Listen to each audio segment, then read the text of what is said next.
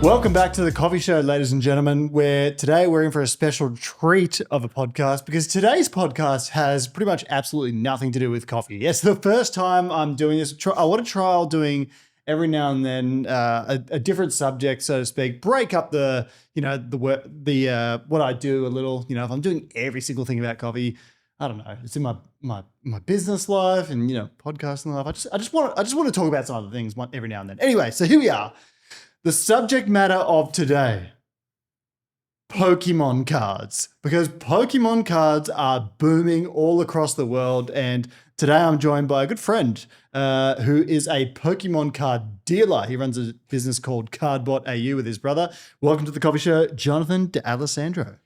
Good to be here. Good to be here. Now, you're a bit of a coffee guy, which is how we met. So Yep. you've been a customer of mine for quite a long time, and you were formerly working in the coffee industry yourself. Yep. But you and your brother started a business called Cardbot AU, Yeah. where you're selling Pokemon cards and other cards, for that matter, out of vending machines all across Australia. Yeah. So it was a bit left field. It started with back during COVID. Everything's locked down, and probably going to use a bit of a trigger warning here, using the word side hustle. Side hustle, But pivot, a bit of on the grind set, as they say. no pun intended. Oh, that gets me with coffee. But yeah, so during COVID, my brother met his at the time girlfriend, Steph, who they got along with Pokemon cards and were going through that early boom again, seeing things like everyone's stuck at home. What do you do? So you start opening Pokemon cards again. You start pulling out your collection that's been in your garage for 20 years. You call up your mum and dad, you call up your grandparents, you call up your aunties and uncle. Hey, where's our binder, this and that? And then everyone just starts pulling those things back out. And we all got the three of us got back into the hobby. We got our cousins back into it. But it was really tough. Like at that time, you couldn't find anything. You might go to EB Games if you were lucky. They might have one base set Sword and Shield pack that you could get. It was still limited to one per person. So you explain the business and what you're doing there. Yep. But it's coincided with this unbelievable boom in demand for Pokemon cards globally. And I really mean unbelievable. And so to the point where you're saying you cannot replenish, short stores cannot replenish their stocks quick enough. You can't replenish your machines quick enough. So yeah, it is a tough one for any vendor, anyone, whether you're doing it as a side hustle or you've gone full time with the business. It's tough to get stock, and the demand for it, basic economics, drives the price way up. What do you think sparked this demand? Why is it? Why are people so crazed about it? It's an asset class. That's it. And you can go and look at the ROIs on it.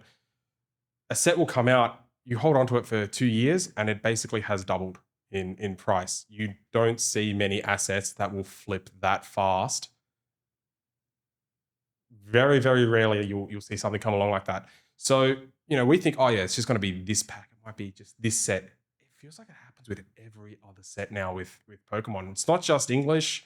It's Japanese does it way earlier than English does. It spikes really high, really early. Obviously, because they get the sets first. What will come out as 151 Japanese will then come out as English 3 months later, however long later. But it just spikes, and it's just demand. And whether you've got literally a whole different subcategorization of people in this industry, that whether they're just going to buy stuff just to vault stuff, whether they want to buy stuff to open the packs, whether they want to buy things to do the master set. So that's where you're getting every single card, every variation of that set, and collect it for themselves. Whether they're buying it just for gifts, or they just want to go and grab something after work or after school on their lunch break. You've got a huge, diverse range of people who are in this whole industry. And it's not just with Pokemon. It happens with Digimon. It happens with NBA cards, NFL cards, soccer cards. Always huge, especially when the season starts. It's a huge cycle, and it's been going on. Everyone's like, "Oh, Pokemon cards are back." They never really left. It's been basically since Pokemon cards came out 30 years ago. They've always been pretty big. Yeah. Well, I just kind of feel like let's talk a little bit about why Pokemon is I think it's the biggest franchise of any kind. I think it is biggest merchandising company in the world. Yeah. So it's like Huge. I was looking the other day. It's bigger than Star Wars. Yep. It's bigger than Marvel. All of it, by a long way as well. And like, I totally understand why, because like anyone who listens to this podcast frequently or knows me personally knows that I absolutely fucking love Pokemon. Like I love Pokemon. Like my childhood How was can you just not? my childhood was just like so great Yep. because I remember playing the original Pokemon Red and Blue, Yep. and then Yellow came out, and like remember going along Cinnabar Island and you And could just like, going up and down, up and down, Yeah. up and down until you glitch your game out and you get missing number and you're just like, yes, I've done Yeah. it. And then you And, like, realize I've just lost my save. rare candy cheat as well. Ah. Yeah, rare candy cheat. And then, Yeah. like for, I think it was my birthday in 2000, my dad got me a Game Boy Color and Oh. Pokemon Silver version. And like, I just played the absolute daylights out of that. Yeah. And then I think it was, I can't remember what year it was. It was maybe 2010 or 11, 12 when Pokemon Platinum came out. I played that. Yep. And I completed the Pokedex. I didn't fully complete it, but the only Pokemon I couldn't get were like the ones that you had to go get mystery The gifts event somewhere. ones. Worst part about being in Australia, you just like the events never got right. But I filled that Pokedex out. I had like 400 hours playtime on there plus. Yeah. And it was just awesome. Yeah. And I recently got back into it, well, probably around COVID. I bought a Nintendo 3DS. I bought Pokemon Black and White and 2, which is an awesome game as well. Mhm. But like even Pokemon Scarlet, Pokemon Legends Arceus, Yeah. like these are just such incredible games. And like when I went to even Sword and Shield, like because I stopped playing after Platinum and had a hiatus and then started playing again for Sword and Shield, and I've gone back and played since. But there was such a big jump for me. Like I went from like to seeing this open world thing where I had always imagined as a child. Yeah. Imagine an open world Pokemon game where you see like a Gyarados swimming over there or like a Parasect just, chilling in the forest. And that's here now. Yeah. And like, and where I'm heading with this, like the Pokemon company has just mastered universal playability unlike any other franchise ever. Because I can play this, if I have a kid next week, I can play this with my son and get the same level of enjoyment as an adult. Yeah. Like, and the nostalgia for me is probably even greater. Yep. You know what I mean? And like, and it's so family friendly. It's so fun. They manage scarcity. Like in terms of the cards, I do wish they would stop making so many Pokemon though. Like I'm happy for you just to go on like a 5 to 10 year break of just like stop designing new Pokemon. Yep. But like, I think for all those reasons, like they just mastered like feeling how to make someone feel while you're enjoying their product, while you're playing their game, Yeah. Making it a bit of an achievement, that you can accomplish with friends by trades and things like that. You can enjoy it with your family. You could enjoy it with your son. You can enjoy it with your friends. You and me have a Pokemon club. We catch up for a Pokemon, with a few friends every now and then. Shouts out Specialty Jeff and Darcy. Shout out Special Jeff and Darcy. But for all those reasons, I think that's why Pokemon itself is so valuable. Yeah. I mean, it's just, especially for our generation, it's such an easy way to connect to people as well. It has that nostalgia value. It's the same as Dragon Ball. Mm. We're both in our 30s. I'll happily sit down, watch Dragon Ball, get amped and want to go to the gym. Oh. It is the best. It is the best thing. But Pokemon just has this thing where, whether you're on the train, you just got a lazy day off, you're just on the couch. I think there's still no greater pleasure than just being able to like disengage and just be like, yeah, I'm just going to play Pokemon. The game's now like having just finished ZA after a while. If I had that as a kid, I don't think I would have ever done anything else. Like it gets a little bit of criticism for the games and the quality of them now. But if you had that game 20 years ago, mind's blown. Mm. No new Pokemon. They've done new forms, new megas, this and that, but it has that essence of I'm starting off new in a city, I'm going on this huge adventure, I'm making friends, I'm doing this story, and it's just, you can't explain it to people. But that's the best thing about it, right? Yeah. I've got nieces and nephews who, the moment I see them, we can sit down. If I have my phone out, we can go and look at, what are you doing on Pokemon Go? What are you doing on the trading card game on your phone? Or how's your Switch going? Like, what are you doing? Instantly connect with someone. Mm. We do a lot of these events, the trading card shows across Australia, or the collecting shows across Australia. You can just connect with people at the drop of a hat. Mm-hmm. Best thing about it as well, you talk about there's too many forms. Everyone's got a favorite Pokemon. There is someone out there someone loves the Key, someone loves Klefki, right? There's someone who will like Garbodor. There's someone who will like Crocodile. There's someone who's going to like Goldengo, the biggest stringer man. Like, there is something for everyone in the game. I could probably call my mum up right now, who never played a Pokemon game in her life, and I already know what she's going to answer. But she'll be like, oh yeah, I love Mareep. Mareep. The electric sheep. She's in her mid-60s. But she still has a favorite Pokemon. Yeah. Granted, her name's Marie, so Mareep. There's a bit of an overlap there. What's your favorite Pokemon? Garchomp. Garchomp. Yeah, that's a good one. Mine's probably Alakazam. I've always been a big time Alakazam guy. Oh, Blastoise I love too though. I was a Squirtle guy. I'm such a Blastoise guy. And that's the other thing. Like the show, the cards, and the game all support each other so well. Like, it's all in one big cycle. You can consume Pokemon in one of the three ways and or you can do it in all three ways and get like equal enjoyment from the three. I even love the new show Pokemon Horizons. Horizons is sick. Like, I'm just going to go ahead and say this now. Kirk loves Captain Pikachu. Everyone knows it. Captain Pikachu is the best recycling of a character in history ever. Like, whoever thought of Captain Pikachu is not getting paid enough. Like, Ash Ketchum's Pikachu was badass. We all know that. Could do some seriously cold things. But Captain Pikachu is on a whole nother level. And, all they did, voiceover, different time, put a captain's hat on it, which was an absolutely amazing touch, and give it a little bit of attitude. Yeah. And it is the best fictional character I think ever. Yeah. And like, I'm such a nerd. Like, I love Star Wars, Dragon Ball Z. I think Captain Pikachu has had probably the biggest impact on me so far. And how's this? I'm sitting there with my girlfriend watching the first season of Pokemon Horizons. Yep. And there's this scene where the two main characters are in trouble. They're Fuecoco and the Sprigatito. They're about to get absolutely dooced by this Golduck, but not on Cap's watch. Not on Cap's watch. Captain Pikachu comes in with a Jorge Masvidal level sucker punch and just absolutely boom kills this Golduck. And it is like, I launched out of my chair. I was like, "Fuck yeah, Cap! Fuck yeah!" And my girlfriend's like, "Kirk, what are you doing?" And I'm like, "Did you see what just happened?" Like, Captain Pikachu is the best reinvention of a character in the history of like any franchise ever, and I don't give a fuck who disagrees with me. And it's so hard to like, how do you fill the shoes realistically of like Ash and Pikachu, right? Yeah. Like, every kid, the Pokemon company's just like, hold my beer. Watch this. We got this. I'm 32, right?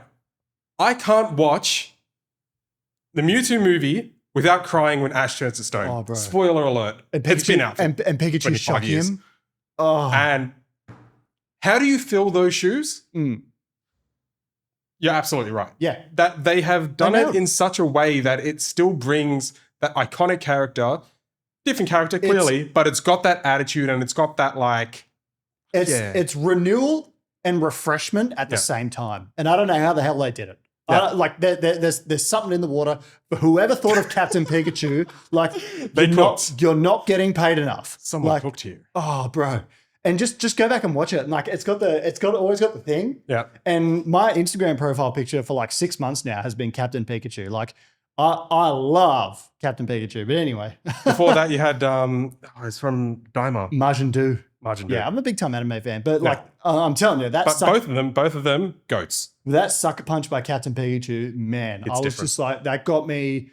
It was like when Vegeta turned Super Saiyan for the first time, like that level of like, holy shit. Yeah. Like Cap sucker punch. Yeah. Man. If you haven't watched Pokemon Horizons, seriously do it. Like, season 3's now on Netflix. Yeah. How's that? Well, I've got to start from season 2. Like, I will say, my girlfriend was really upset when Sprigatito evolved, though. She's like, "Ugh, what the hell?" So it always has, like, I don't know about you, it's second evolution syndrome. Like Sprigatito, cute. Florigato. Well, I can get it. Like, and that's what, like, I guess, that's how they've managed bringing in so many fans over the years, right? Having these really cute Pokemon at the party. Like, Ash has got a Charizard, and then, for some reason, a Bulbasaur still, like. Still Bulbasaur.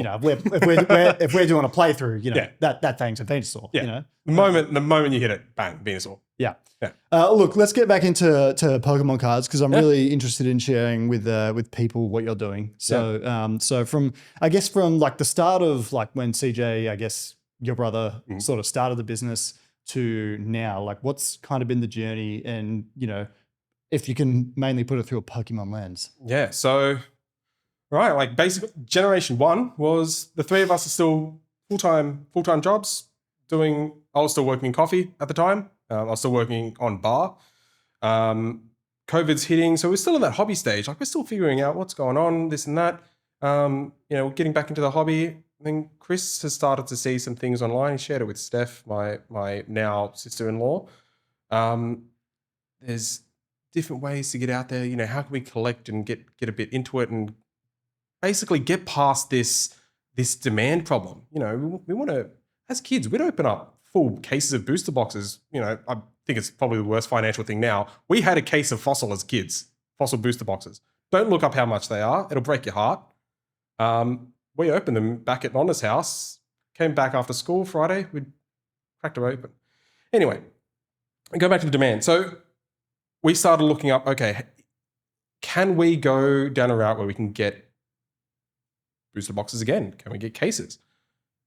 So expensive. So prohibitively expensive at that stage. And it was also just not available. If you wanted to go the route where you were a supplier, you had to have proper brick and mortar store at that stage to get a new contract. And they were still pretty exclusive at that stage.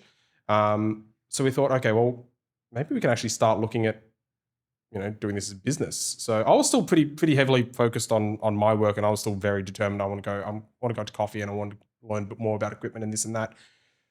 Chris and Steph were taking that step out. So they looked at, okay, we can start looking at maybe doing this a bit more seriously, and started putting their feelers out. Eventually that turned to, hey, you know what? We've started an online store. That's great. Ball's rolling, not just Pokemon. We're doing sports cards. We're doing Yu-Gi-Oh! Was actually doing relatively okay at the time. And then soon to be One Piece as well, joined the scene. Then at the same time, we were like, okay, what can we do? How do we actually get into stores and get into these?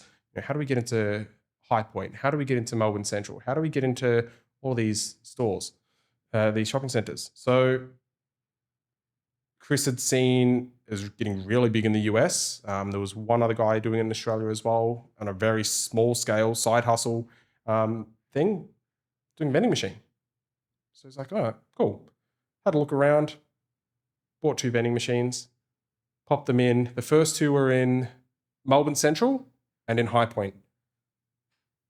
Bar Chadstone, probably 2 of the busiest shopping centres in Victoria, and they blasted. They were phenomenal. And then from there, it was just getting the snowball rolling. We started with 2 machines.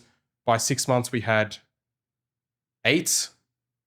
By another 6 months, we were at 20. We started getting more stock in because we actually were a functioning business. We actually had, books. It's really weird as somebody who's always worked behind that. I'm just working on bar. I don't have to deal with anything. I get my wage, this and that. But, you were starting to look at a bit more serious inflows, outflows of stock and this and that. Online store turns into basically, we can't operate this out of our garage. We're doing it at mum and dad's house, doing it in their garage. Chris and Steph were doing really demanding jobs. They'd come home at like 7 o'clock at night. They'd be packing orders. I'd be getting home 3 o'clock in the arvo, so I'd print stuff if I was available. And then it went from doing that, going to the warehouse and there, scaling up. Great. We've got 20 machines at this stage. Cool. Within the next year, I'll add on another 15. I think we finished last year at 50 machines. We've just got another 10 machines landing. Name a shopping centre. Good chance that we're in it, whether it's in Sydney, we've got 5 in the CBD, Westfield, Sydney, for example, galleries in Sydney, Pacific Fair in Queensland, we've got 2, Uptown, we've got 1, soon to be 2, just keeps going. Emporium, adding a second one this year. Chadstone, we've got 3 in there. High Point, we're adding a second back in there. It's really blown up to a level that none of us were able to think, okay, hang on, like we've turned this hobby into something that we're doing after hours. Okay, hang on. Chris needs to quit his job if he wants to keep up with that demand. I was still working on it casually. I was at that time then selling coffee equipment. And then Steph quit her job to follow suit. Not long after, I quit my job to follow suit. We hired our first employee. It was just this snowball that I can't, like, I'm looking back on it. It's been 4 years and it's just been the fastest thing that I still can't believe that we are here. But it's all been done in-house. It's all been done by us. We haven't franchised anything. We've kept it so that we have the control over what we sell and our quality control and making sure that it's run as professionally as possible. Mystery packs are a huge thing. Mystery packs always leave customers disappointed. And even if you do the right thing, I've watched Chris meticulously look up value of cards and make sure that the mystery packs basically were running at a loss, but we were doing it for the customer experience. You want to go to something, you want to buy a mystery pack, you want to end up happier with what you got. You don't want to be like, oh, okay, well, it's worth, I bought a $50 mystery pack. I gambled, I got $40 out of it. Okay, whatever. We had a mystery pack once. We put a Moonbrion in there, it's the Evolving Skies Umbreon VMAX Alt Art. If you want to look up how much a PSA 10 of that is, you might probably have a little bit of a heart attack now at what it's valued at. We put that in a mystery pack. It was an expensive mystery pack. And we made it very clear. We basically went gacha game rules. Yep, this is what is in all of these mystery packs and these are your odds. Not everyone will do the same thing. And because of that, what one person sets as that standard, that applies to everybody else in that industry, no matter how honest you want to be. And it sucks because you really want to do things. Same as hospitality. You want to do things that will make sure that people always come back to you. Have integrity. You want to have integrity. You want to be honest. And it's an industry where you can't be honest because the moment that one person says something bad about you, there's no policing. Mm. If you run a store and I say, oh, you're reselling packs, just complete bullshit, by the way. Like, you're weighing packs, also complete bullshit. We're not in 1997 anymore. You can't do that shit. You fight that uphill battle because there is someone out there who has resealed packs. So when you say reseal pack, they open it in search of a valuable card, and if it's not in there, they put it back in, they seal it back up as if nothing had ever happened. Yeah. So even to the extent like resealing products, we've seen tins come back where they've basically heat wrapped them, and they haven't had anything in them. They've put rocks in them. Wow. That, like, to try and basically replicate the weight of the thing. You should see all sorts of stuff. But people are going this nuts for Pokemon cards. That's how nuts people go. Yeah. That's how nuts people. Thankfully, I think the Australian market is honest. We see this a lot in the US market and with some of our distributors, I guess, and people that we speak to in the US market. I've really diversified where I'm not working as much in the card stuff and the vending side of things as much as I'm working back on equipment. So I import vending machines myself now and use them for other purposes. Our American arm of that business, they see the same things that we see, in that the trading card industry is pretty rife with all sorts of corruption, scandal, fraud, scandal, a little bit of scandal. Okay. But not allowed to speak about that one though. Well, it's all allegedly. Well, there's one that you told me the other day, and this is what I love, because obviously you do this now and you refill vending machines that you guys operate Well, hang on. I need to double back there. I've completely, sorry, I do have ADHD. So I will just, here's what we're talking about. And I've just gone all the way over here. Well, so let me circle back on something. keep me on topic here. Because you said something about 4 years with your brother there, right? Mm-hmm. So in 4 years, you've gone from just like a hobbyist, like, flipping cards here and there where you can online and in through vending machines, to having now 50 to 60 vending machines across Australia's biggest malls, and you're employing what, 10 people or something? Ooh, 10, 3 in the warehouse, Doing Pokemon cards. 4 in Sydney, guys in Queensland, guys in Western Australia. Yeah, it's over 10. Yeah. So this is I love this. I love this, and this is why I wanted to talk to you, because obviously you refill your machines, which are near my coffee shop. Yep. A couple times a week. So I see you 2 or 3 times a week. Yeah. And we always talk about like the latest crazy shit happening to you. You got when you're filling machines, right? Yeah. You've got children accosting you saying, "Oh, you're weighing packs." I'll get that. I will have the actual booster box in front of me. I am opening directly from the booster box, putting this in the machine. Are you weighing those packs? I'm like, where? Yeah. I haven't got any scales here. But the implication, what's going on? The implication there is if you're weighing a pack, if it's heavier, it's got a rarer card Heavier, in it. lighter, whatever it is, that it's wives' tale at this point. Yeah. And then can you tell? I won't spoil this one, but can you tell the story of Doncaster again? We I thought you were going to ask me about how I got stuck up once. That was good fun. Oh, another time, but tell the good one. We had new sets. You see it all the time. Costco punch on type stuff. We had a set come out, and I had just restocked the machine, just put this set in there, and I'd left back to the loading dock. I got a little call. I'm like, "Hey, what happened to Doncaster?" I'm like, "What do you mean?" There was a go. I'm like, what? 2 guys went up, cleaned out the whole thing, claimed they got nothing, which we invariably you can't say you got nothing. I just opened 8 boxes and put that stock in the machine. You're literally saying the Pokemon company is lying. They told the guys who were there, we got nothing. The guys who were there were lining up to buy the stuff, but those guys bought everything. And there was a little bit of a fracas. Melee. Aggressive discussion, so to speak. So it got physical. It got a little jostle. So let's just recount this properly. So you filled the machine. Gone back to the car. So you've gone to the car. Yep. Meanwhile, while that's happening, someone's gone there and literally bought every pack in the machine for themselves. While they've got a queue behind them.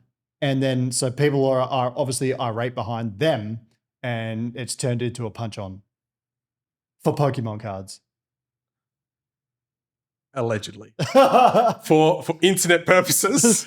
It happens all the time. And we apologize profusely to the guy who was waiting. It's tough because I never want to be involved in there. I've always had to tell people, if I'm at Emporium and a new set comes out, I've got a line that's basically going from where the toilets are almost down to Fortress sometimes. Like it is while you're refilling the machine. While I'm refilling the machine, people will wait like an hour and a half while I'm doing this thing to get stock. And I'm like, really? Why? But then I sit there and I think, I'm like, shit, because that's the exact reason why we got into this to begin with. It's come full circle. Granted, I've never thrown hands. I can look like a bit of a thug, bit of an aggressive guy. They're cards. Yeah. I get it. I get the value. I get the demand. I understand it all. Just be nice.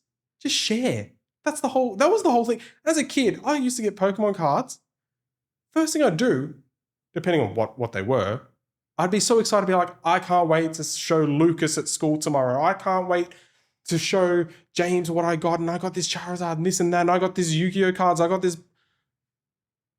It's all about sharing and showing compassion for other people. But now I feel like we're in it's commercialized so much. It's commercialized. And I think that's not just Pokemon cards or just trading cards in general, I think that that's the way that this industry has gone post-COVID, and with the rise of short form content and with the rise of just populism in general. You know, you see it with Labubu's were pretty much in the same boat, Yeah. right? Do you think they've cooled down a little bit now, Yeah, Labubu? 100%. Yeah. 100%. And do you see this kind of like, surely this run of value add for Pokemon cards can't be sustainable? Like, surely at some point the interest dies down a little bit. Every time I've said that there is a bubble, I'm wrong. Yeah.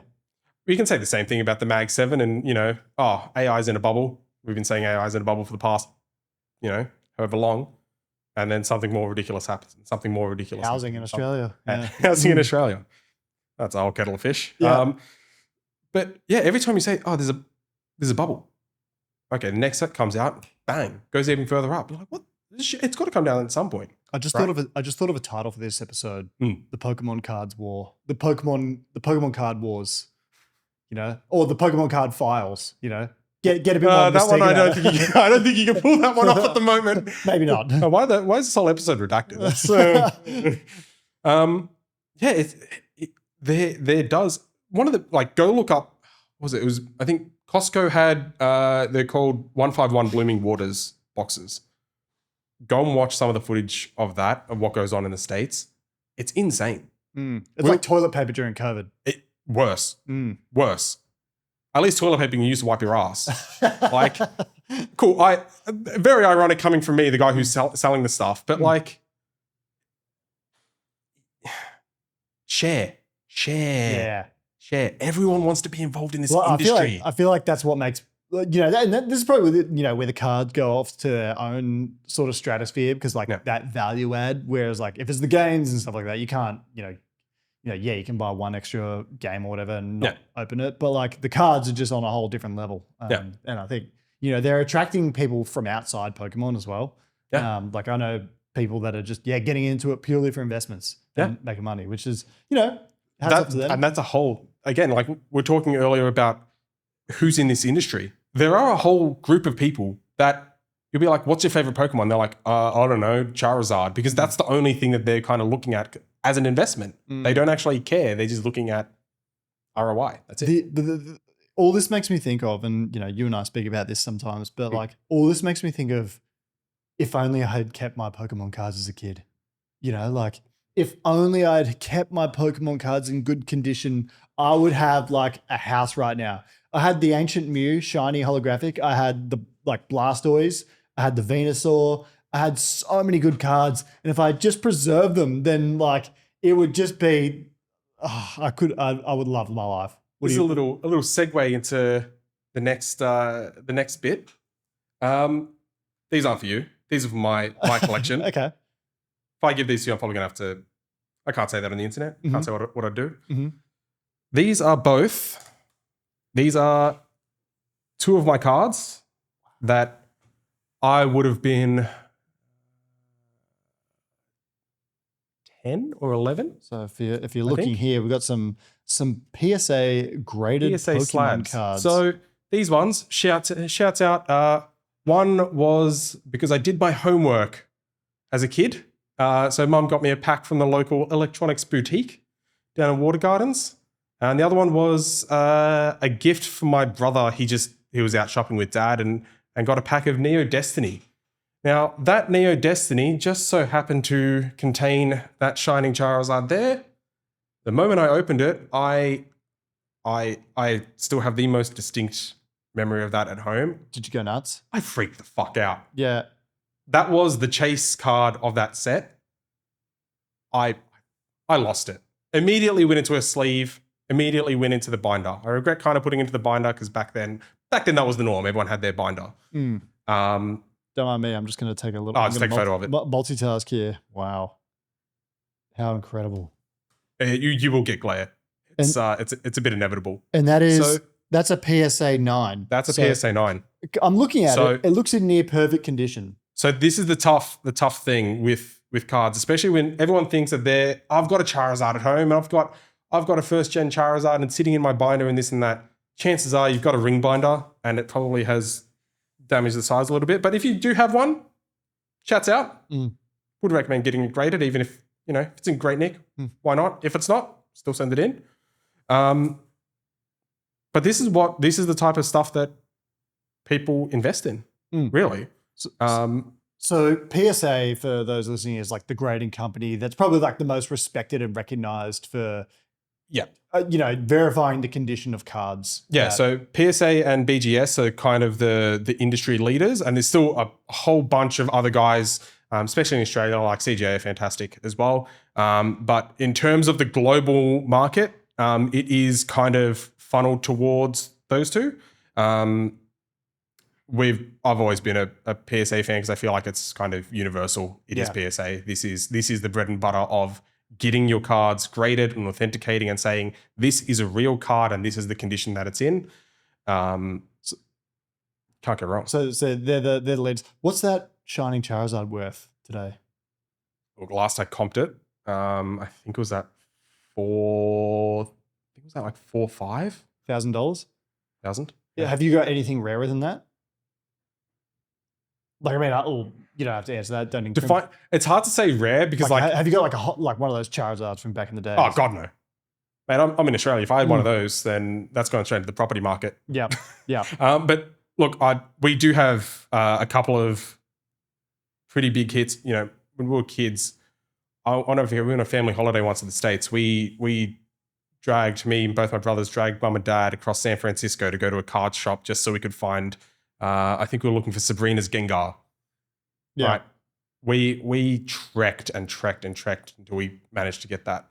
And that completed our base set. So we finished the first 5 sets, and then my brother stopped collecting, but I was still collecting. All in pretty good nick. We sent in a couple for grading.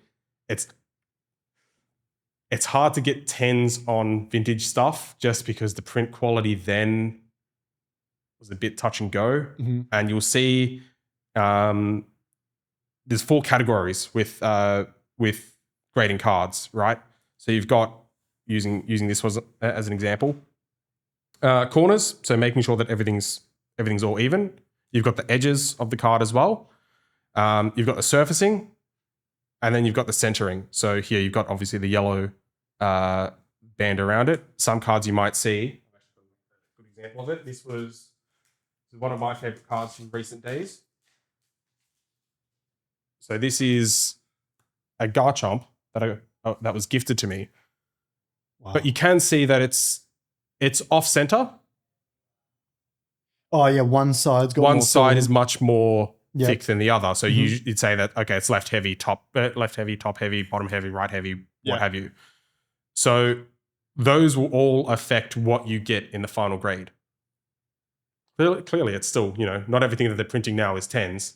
I've seen all sorts of defects with cards. I've had booster boxes that have come straight from Pokemon Company, and the cards it kind of has to be perfect manufacturing. It has to be 10. pretty spot on. PSA say with centering, it's 55-45 is their tolerance for high grade, but you really want to make sure that it is to the eye as consistent as possible. Because that Shining Charizard looks flawless to me. Maybe it's like probably left side of the yellow band is like probably slightly thicker. I think that's what it got. I think it has a white. No, that was my Raichu. So I have a first edition Shining Raichu as well. That has a white dot, so that got a 7. But the rest of the card was in fantastic nick. The 7 printing defect does really get it. And PSA have a whole suite of things that they'll say, if it's miscut, for example. If you have a card where, and you will see them, for example, where the top half might be cut off or the bottom half might be cut off, or they'll print because they'll print them side by side. You might get some of that card overlapping.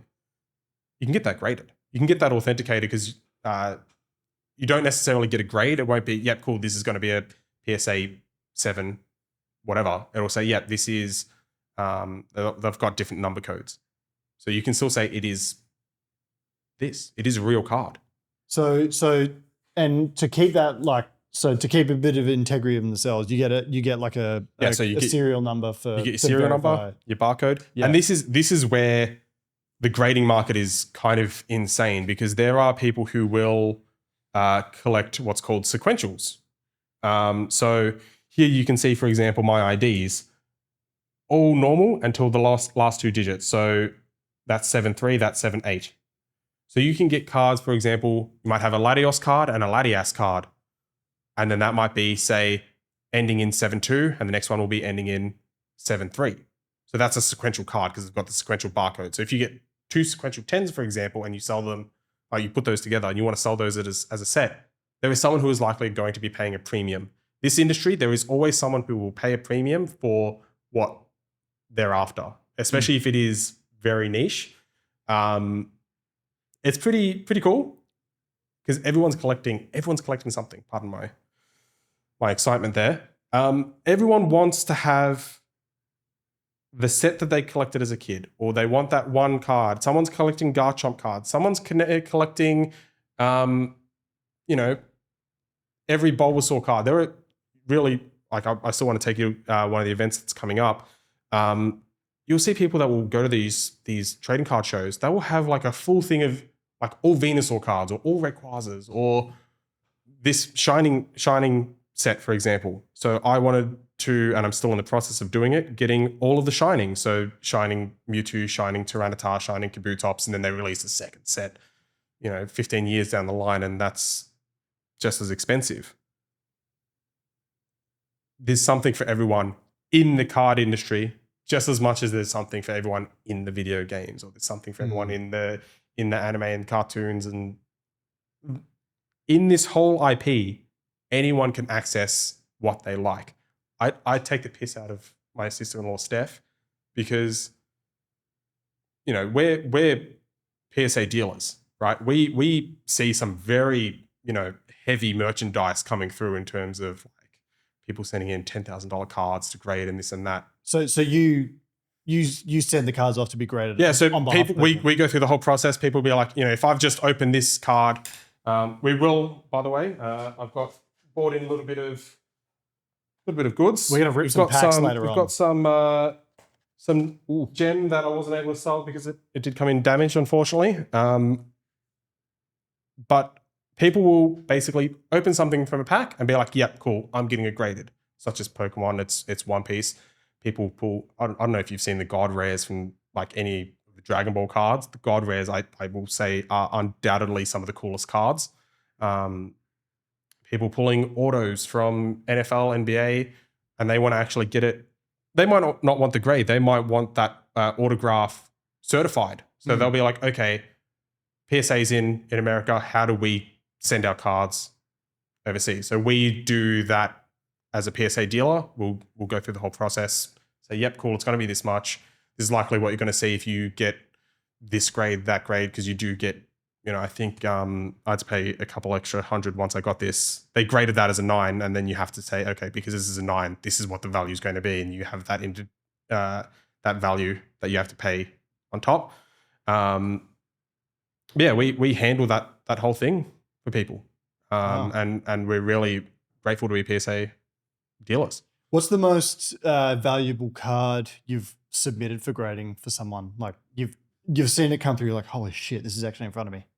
I haven't overseen that in a while because I'm doing vending ops. Well, your brother, but from some of the ones that I have seen, there is a card. It's known as the Lovebirds card. So it's Latias tag team card. So they're on the same card, and it was an alt art from Sun and Moon era. So gentleman got, I think he got a 10 on it, but I remember seeing it when it came in raw. So that's when it's ungraded. It's just like that. I'm like, that looks really good. That looks really, really good. Wow. And he hit the 10, which I don't know how much it is now, but it was at the time, I think about to hit 5 figures. Yeah, right. So it'd be double that now, probably more. It's hard to say, man. Some cards would just be like, yeah, okay, it's sitting in this market, and then bang. Yeah. The most recent one, which was I think kind of crazy, was the whole McDonald's Pikachu thing in Japan. Tell us about that. Did you see about that? You haven't? Okay. So McDonald's had a promo with Pokemon. They do them pretty regularly, but in Japan, getting Pikachu promos and stamped Pikachu promos, good coin, really good coin. They're also pretty rare. Like stamped Pikachus, it's Pikachu, and everyone wants to have their Pikachu collection. He's the poster child. So they were doing those with Happy Meals, I believe. People were absolutely smashing McDonald's in Japan. They were going there. Yep, I'm going to get 10 Happy Meals, get the cards. They weren't even eating the Happy Meals. Wow. They were just going there just to get the cards. Yeah, and this is incredibly wasteful, and that's what I hate, because this can be a pretty wasteful industry. That's probably one of the worst examples of it that I've seen. But McDonald's and the Pokemon company probably didn't know what they were getting themselves into. To be fair, not at all. You barely predict this thing. I remember seeing a rumor that they're like, "Yeah, cool. Like we're not doing anymore." Don't know if that's verified. But yeah, they ended up getting sent all over the world. People get them and immediately start sending them off to PSA. The prices of these things went from I remember seeing them in a day. They went from the start of the day, they were like $25. By the end of the day, they were like $75. The value just went rampant. That's the way that it will go up and down real quick. PSA do reports on what they've graded. And they reported how many of those cards got a 10, and it was in 4 figures, and the value dropped very quickly because people realized, oh shit, hang on, what I've got isn't as unique as I wanted. Whereas finding something like this in a 9, in a 10, good luck. In a 9, they float around. I'll see one every other card show, but now you're seeing those stamped promos bloody everywhere. And so they'll go up. They will go up eventually over time because people will get them. They'll add them to collection. New people come into the hobby. They'll add that, want to get that in their collection. There's always that flow of cards, but it was really crazy how the number did affect that perception of the price. Wow. So well, let's talk about the most extreme example of Pokemon card value, and that is Talk about Logan. Logan Paul currently holds the most valuable Pokemon card ever. And he has, I believe, the world record for price paid for a Pokemon card. Illustrated Pikachu. And that was 3 or 4 years ago, right?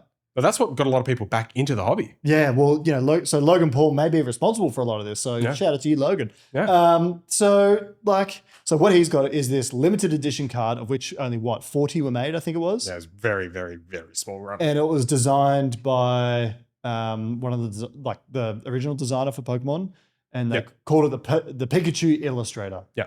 And obviously, we've just outlined how hard it is to get a PSA 10. So of the 40 cards of that particular design ever produced, only one got a PSA 10. So it was already one of the most rare cards in the world, and then it got the highest grade. And so the value of it is just unbelievable, to the point where Logan Paul had to pay, I think it was $4 million, plus he had to pay $1 million for the PSA 9 version to get the deal done.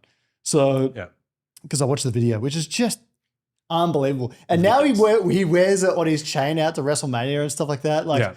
It's just I always wonder, is that really the thing? I couldn't do that. This is the first time this has left home. Since I got this done, I've never let this leave my vault. But he is an unbelievable genius at marketing himself. They've done so well with that. Yeah. But say what you want about the guy, he really does gets the people going. Yeah. Well, his brother as well. They just that Anthony Joshua farm, Jake, he was going to fight Javonte Davis, who was literally half his size, half his weight. And then I was like, oh, why are you doing this? And then, that fight fell through. And then it's like, okay, I'll fight Anthony Joshua. I was like, oh my God. Yeah. Respect for him went up a lot. His stocks went up a lot. But anyway. The value of Mike Tyson cards went up after their fight as well. Really? Yeah. Yeah. That's crazy. So, I mean, they made cards for that fight as well, specifically from photographers will do whatever, and then they go through all their channels, and but back to Logan, the PSA 10 Pikachu Illustrator is honestly, it's probably worth $10 million now, and it will forever be the most rare card ever. I have controversial opinions on that. What? Because how much is that? Right? That's only as much as someone is willing to pay for it.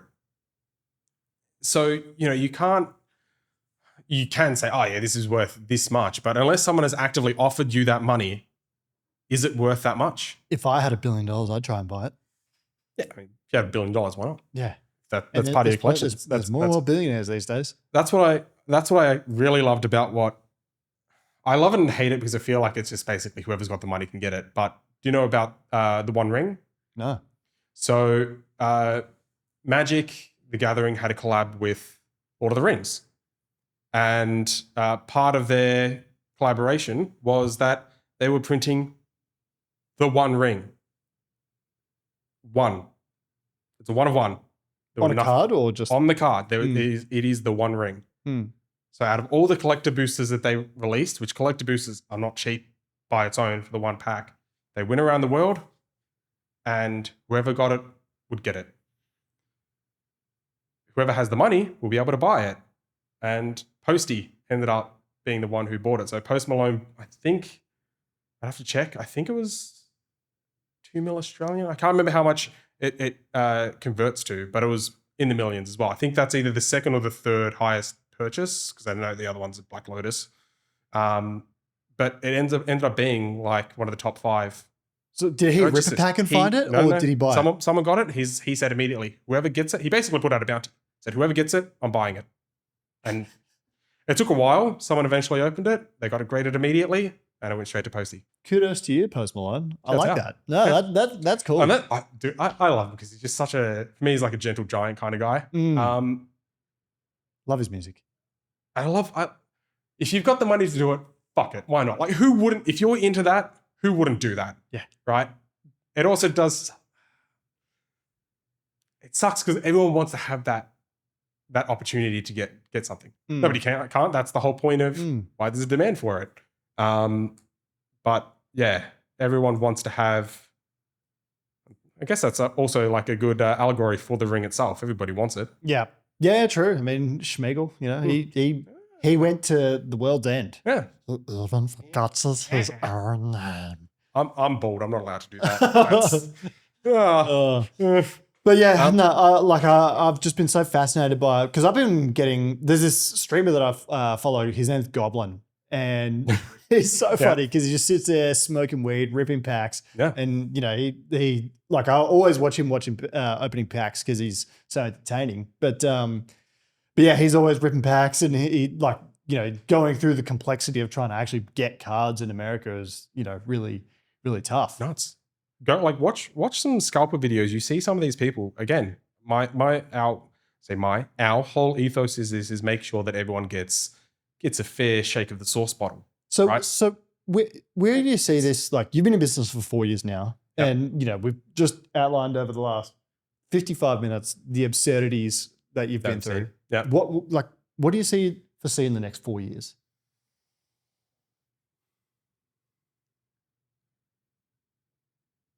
We never know. We never know, because we have this every year. Where does it go? Does the demand drop off? Does it grow even more, silly as it's been? We're seeing other emerging card games. One Piece, huge market that's emerged in the last couple of years. So much so that I think it is basically, maybe not in terms of total demand, but the value of cards get up there and compete with some of the Pokemon releases.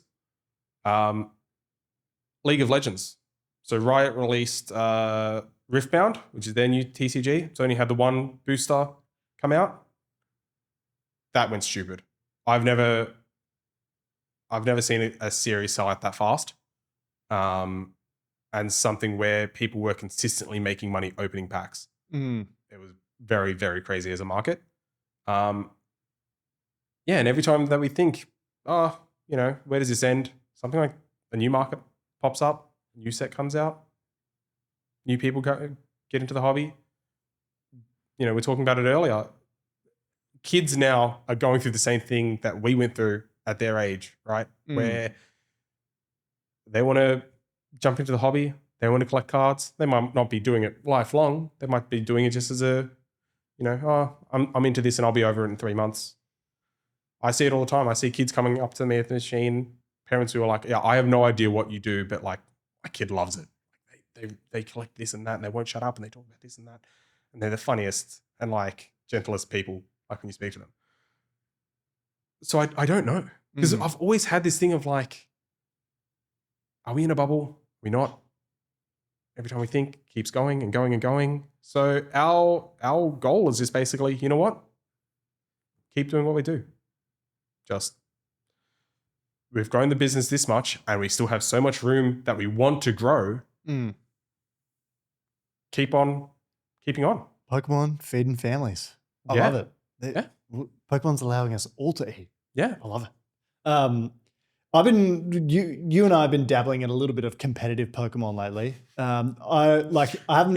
He says dabbling. He kicks our ass because he's the one who's actually playing online consistently. Well, not at the moment, but the online Pokemon has been so fun. Yeah, and that's like, and I had no idea like about doubles until recently. Competitive doubles. I was always a singles guy. Yeah, and because I've only ever just bothered with the playthroughs, and I had that big gap in Pokemon play. So I've always just played the games like playthrough style.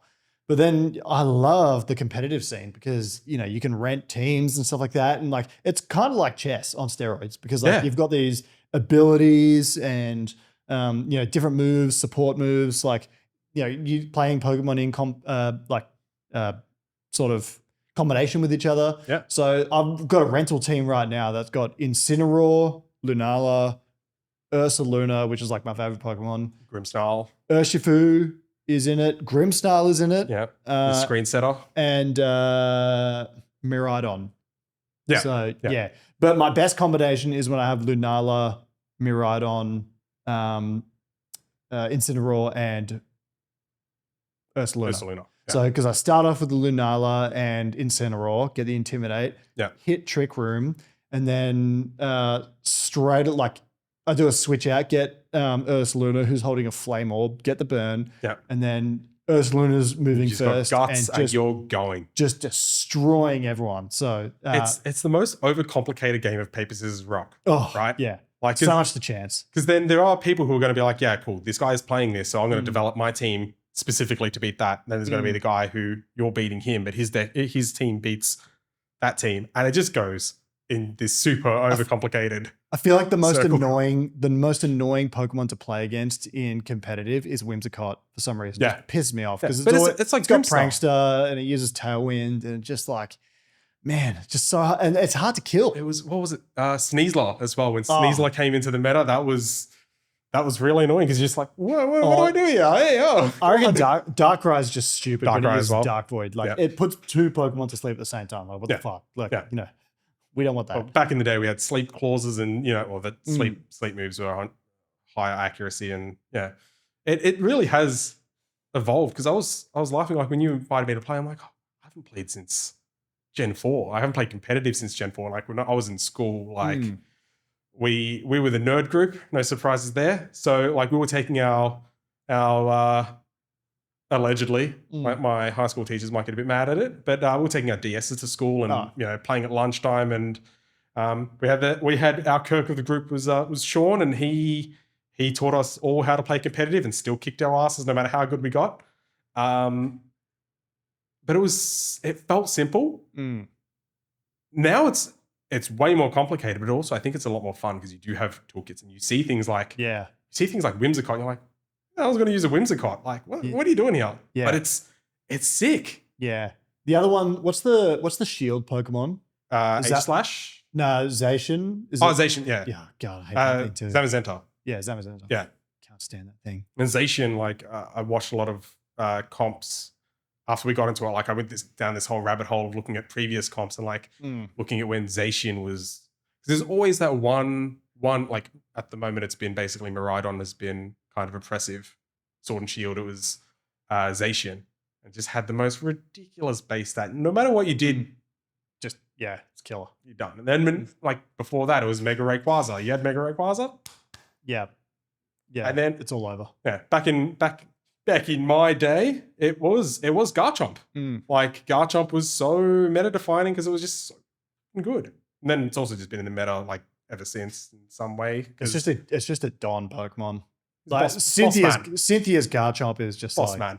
Oh, the probably the single most terrorizing Pokemon / gym leader of all time is obviously Whitney's Miltank. Surely, Whitney's Miltank in Goldenrod City. Like, how many times did that just drive you nuts? Whitney's Miltank and Norman Slackoth, I think. Slacking? Slacking. Yeah. Those things, they're normal. Just getting rollout spammed as a 9-year-old kid, and you're like, dude, off. Yeah, nah. Whitney's Miltank for me, unless you had Whitney's it, Miltank, like yeah. you had to catch a Heracross and like Yeah. punch, like mega punch or whatever. Yeah. But it was, yeah. Back then, it was much simpler times. Oh, But bro, when you got rolled, the amount of times like me and my brothers would just go nuts because we couldn't beat Whitney's Miltank. It's just so crazy. Yeah. Oh, that elicits a question. Your favorite Pokemon game of all time? What do you think is the best Pokemon game of all time? It's Platinum. It is Platinum. Come on. It's a tough call. Black and White 2 is, I think, a close second. Bring the mic a bit closer to you. Oh, yeah. Yeah. You gotta get nice and close to the Bears. Yeah.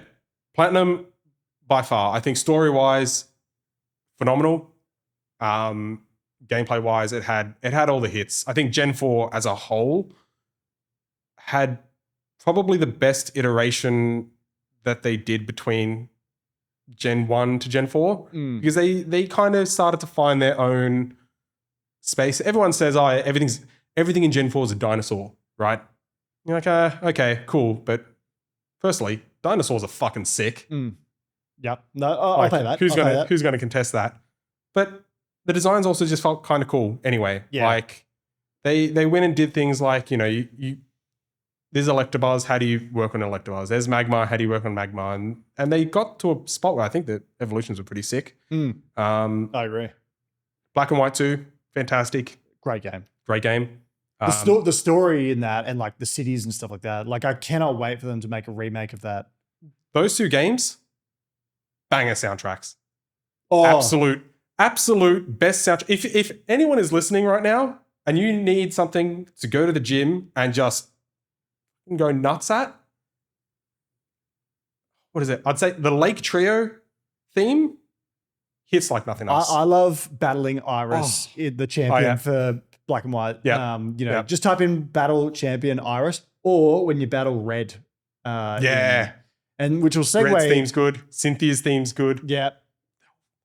Hit. My favorite Pokemon game of all time is Pokemon Heart Gold or Soul Silver because, again, you're going back through the Johto region, which is probably my favorite game of all time. They're my favorite games. But you also get to go through the Kanto region as well. That's what I love. So you're getting like the 2-for-1 meal deal there, which is like, you can't argue with that. Yeah. And like that first like gym leader, when you go battle Brock and he's got like a Kabutops and like all these other hectic Pokemon. I'm a kid again. Yeah. Oh, because I sick. left my Pokemon Heart Gold at my dad's house, and he's got tenants that have just moved in there, but it's in storage. So like, I've got to go find that. Somewhere in there. I've got to go find that. What's your all time like Gen 1 to Gen 10? What's your party like? Taking from all of them, you've only got 6. What party are you forming? Garchomp. Immediately. Ooh. If I had to pick a starter, I'm a fire chicken stan, so I'm going Blaziken. Yep. Torchic starter. Because also I think Blaziken's probably one of the sickest megas. Blaziken and Swampert are the sickest two megas I've done. Wooper. Wooper's my G. You just love it? I'd probably say in a competitive sense, I'd probably look at like Paldean Quagsire because that's Clodsire because that's a bit more in there. Ooh. Metagross, always been a fan.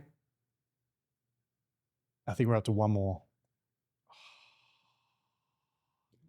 I want to say Gliscor. Glasgow?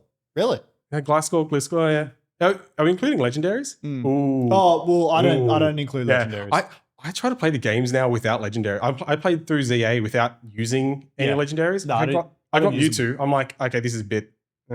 I got Zygarde. I'm like, Yeah. No, I don't. too strong here. I don't do it. I've written down mine. So Yep. this is my all-time Gen 1 to Gen 10 Pokemon party. So Yep. Tyranitar, Tizar, yep. Banger. Alakazam, Gyarados, Yep. Volcarona. Yep. You set that thing up with Quibberdance. Everyone is just, it's game over for everyone. Yep. Dragapult, like just awesome, Ooh. really good speed, hits like an absolute Yep. cannon. Awesome design. Love Dragapult. One of the newer ones that I like more. And then Roserade, like versatility. It can it's got poison moves. It's got grass moves. It's pretty quick. Like Roserade with Energy Ball, Giga Drain. It was an okay sweeper back in the day. Poison Jab as well. Like it's over. It's Yeah. over. Like so that's my all time 6. Ooh, that's a good. Very poison heavy.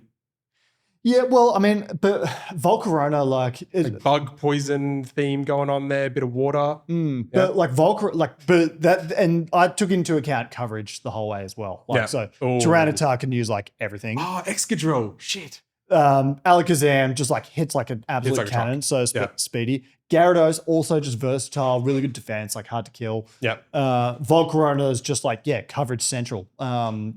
You get a Quiver Dance in, it's quick. You got flame moves, bug moves. It's over. Dragapult for reasons I said before, and then Roserade, just absolute gangster. I always have this like I really wanted to put Nidoking in there as well. Yeah. I fucking love Nidoking. Nidoking. Oh. I had this thing because if you had to be a gym leader, you're running a gym. What's your team? What type are you? Oh boy. It's a good question because then you think, probably ground. Like a lot of my I love a lot of ground type Pokemon. Yeah. You think Nidoking, Rhydon, Excadrill, Crocodile. Yep. Like a lot of the best Pokemon I think are ground types. Groudon. Yeah, just awesome. Landorus. Also a prick to kill and competitive. That was the Gen 5 menace. Well, we've been going for an hour and 10 minutes now. Should we? We promised. Well, I mean, we might not have promised on there, but we guaranteed ourselves we would open a couple of packs at least. So let's get a few going. So what's this? The Sylveon set. So this is Chinese cards. Ni hao. These are Gem Volume 2. So this is a pretty sick set in that it's only EVs. Yep. In here. There's only one trainer, which is Penny from Scarlet and Violet, who is an EV trainer. Who guessed? So what you're going to get, you get 4 cards per pack. You're probably going to see a couple of overlaps. What's the best way to open this? Just along the crease here. Look, if you want to get speedy, do it upside down. That's going to be the best way to go about it. You got a muscle ball. I'm like, actually, hang on. I feel like I just took that down a grade. Yeah. The way I did it. Do you do the thing where you put 2? You can't. You literally can't do those with these packs. Like there's 4 cards. All right. So I've got so far a Sylveon. Ooh. Umbreon. Hey. And this looks like a shiny Espeon. Hey. Is that that's a good card? So they're all like some form of reverse holo in there. I got the Sand Pokeball as well. So that's one of the hits. What'd you get in there? I got a Master Ball Leafeon. What's your favorite EV or evolution? For me it's either Jolteon or Espeon.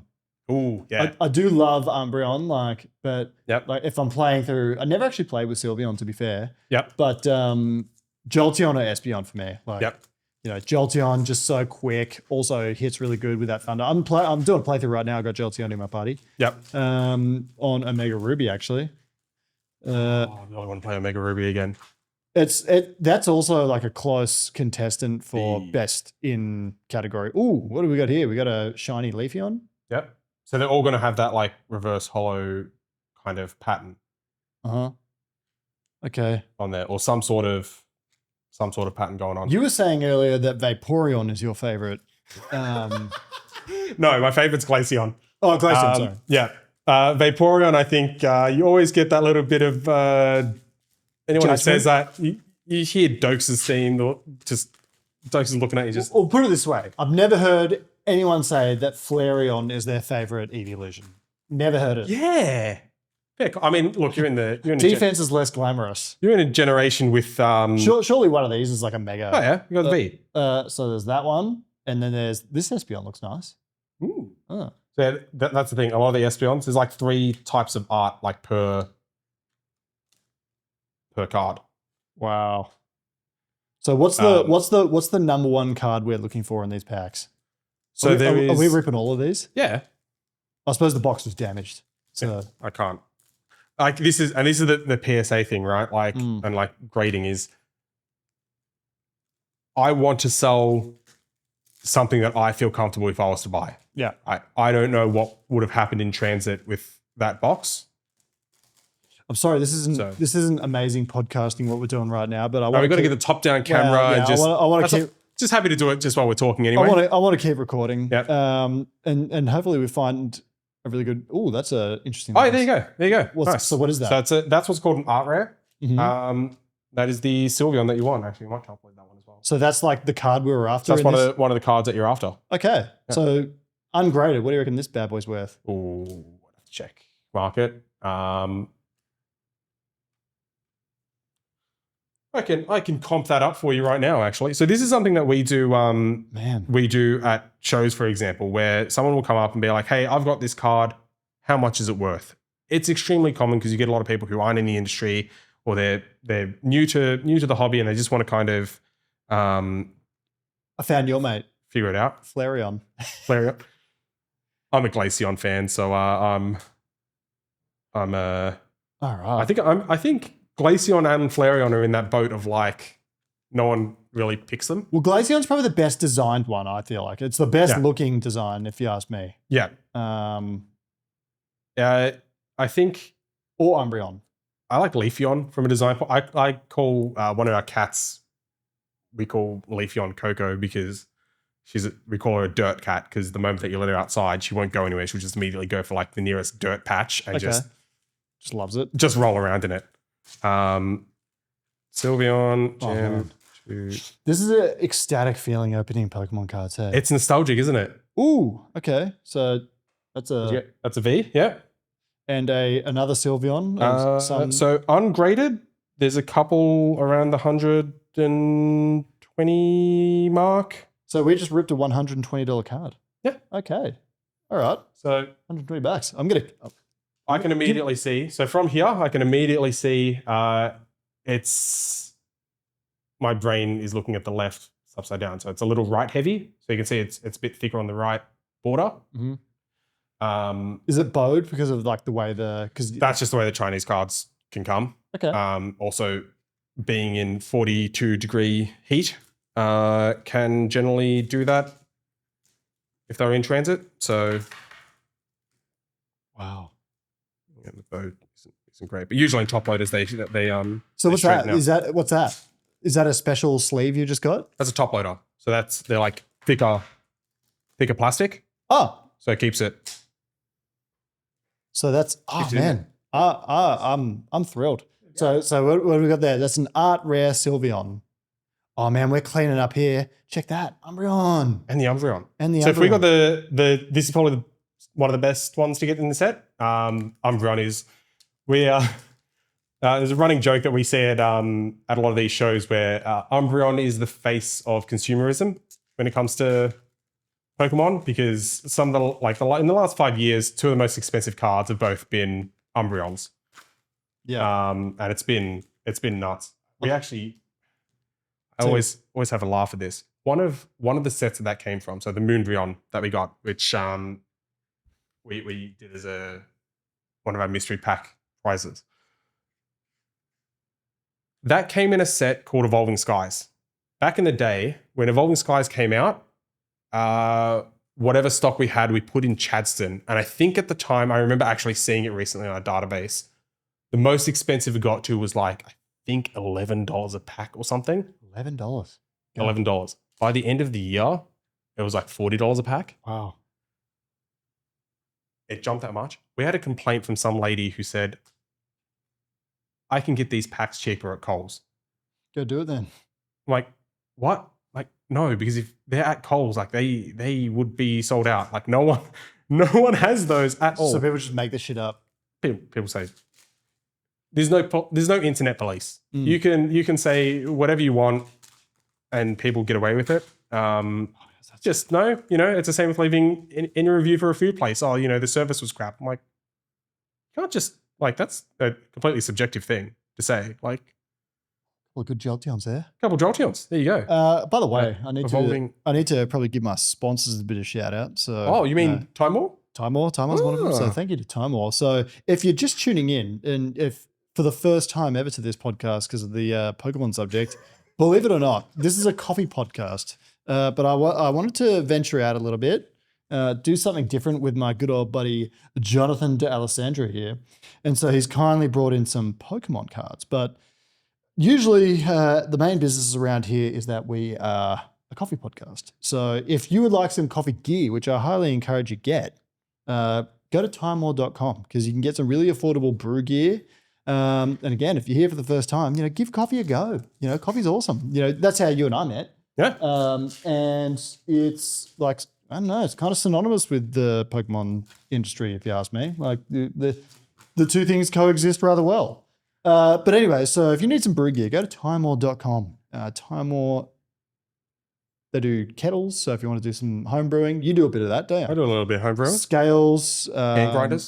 Hand grinders, electric grinders, you know, go to timewall.com. Good bit of everything. By now, a few Oatly ads will have played, but once again, shout out to Oatly. And, we'll give a shout out to our good old friends at Barista Group as well, who supply the latest and greatest machinery for cafes. So, if you're new here and you're wondering, what the hell are you talking about, Kirk? It's like, speed is everything in coffee. Time's everything in coffee. Precision's everything in coffee.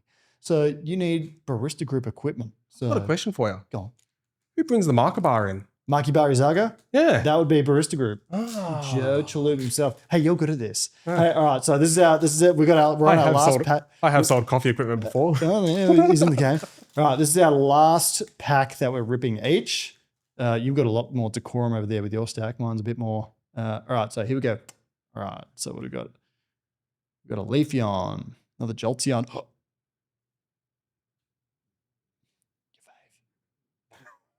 Shiny Glaceon here. All right. So is this Sylveon that we ripped? Is that the highest value card that we got? Yeah. Sweet. So I'd say pretty chuffed. So the way that it works is like usually in a box you do get a box hit. So that's why like in machines we always try to get the entire box into that rotation so that there is at least one guaranteed hit in the machine per product. And yeah, we just went through those packs and well, thank you. What a thrilling activity to do during a podcast. I'm so glad we did this, JJ Dollar. I feel like you really needed the camera top down, looking at what we're. Well, there's always next time. Getting. Yeah. Have you got one more sleeve? I got an Espeon here that's a bit naked. Well, yeah, but what a pleasure. And I think, look, I'm so interested in to see where this all goes with your business, and really happy for you as well, mate. Like you and your brother worked so hard and just came up with these ideas, and I love when people just like, especially during those hard times, like people just come up with these ideas, and I really respect it, and not giving up, or even just having the foresight at the time, and going out on a limb and investing, doing all this. I love that shit. On this podcast, we'll always celebrate people doing things like that, putting yourself out there, starting a business, whether you're, selling one thing a month or, and you're working yourself up to what you've done. What's your best business advice that you can give anyone, JJ Dollars, that's stuck around through our little Pokemon card bukkake here? What advice could you give for business? Never give up. Look, number one advice I'd give, especially if it's something that you're doing and you're invested in yourself. This for us was a hobby. Find what you feel you can do better. And if you can do it better, try to do it better, a little bit better every day. I feel like I'm quoting the bear a little bit here, but that was our goal, and that's what's gotten us to where we are. Just find what we want to do and what we wanted as a customer and do it well. My dad always says if people aren't coming to you, or the reason people are coming to you is because they, sorry, what? How does he say? It's like if they're not coming to you, they don't know about you, or someone else is better. So, sage all of us. Do you have any questions for me? Just one? You got it. No, so I'm thinking about getting a new hand grinder. Okay. Yeah. Any recommendations? Well, the MiLab actually by Time War, hashtag not an ad, so it's a subsidiary, but that's a very, very good grinder. I mean, you can always look at your Commandantes and Kinus of the world, but I would suggest the MiLab. I've got one. I'm using it. They use it at the World Brewers Cup level as well. Absolutely excellent. I would strongly suggest one of those. And that's the thing, people. If you're using a hand grinder, they make, for filter coffee, that is, they make just as good coffee as like a, as an actual grinder. Yeah. So, I used to use my hand grinder all the time before I parted ways with it. Used to use it for espresso at one stage. Really bad idea.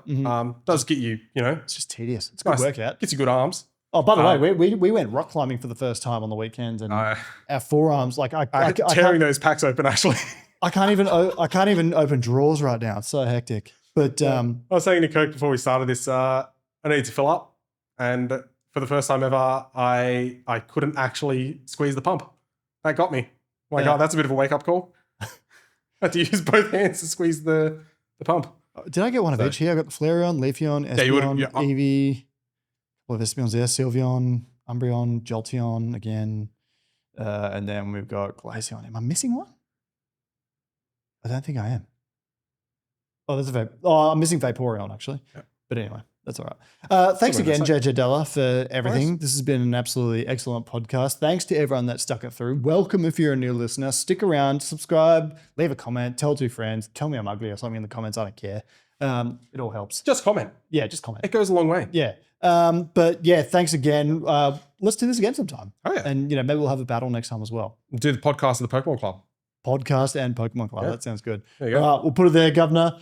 Hooroo, everyone. Hooroo. Enjoy.